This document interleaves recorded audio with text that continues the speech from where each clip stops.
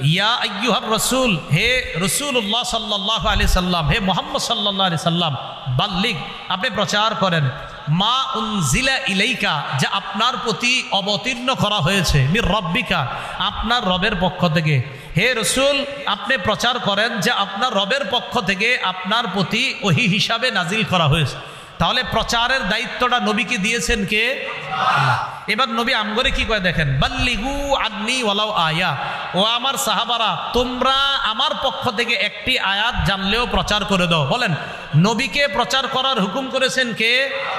আর আমাদেরকে একদম সমষ্টিগতভাবে সবাই একসাথে একদম সব মুসলমান উম্মতকে প্রচার করার হুকুম করেছেন কে? নবীজি। রাসূল সাল্লাল্লাহু আলাইহি সাল্লাম বলেছেন, বাল্লিগু, প্রচার করো, বাল্লিগু, প্রচার করো। আল্লাহ করলেন রসুলকে হুকুম, রসুল আমাদেরকে বললেন, শোনো, আমার দায়িত্ব কিন্তু তোমাদের কাছে দিয়ে গেলাম, তোমরা নবী হবা না, কিন্তু নবুয়তের যে দায়িত্ব, যে দ্বীনের দাওয়াতের দায়িত্ব, এটা তোমরা কিন্তু পুরা দুনিয়াতে প্রচার করবা।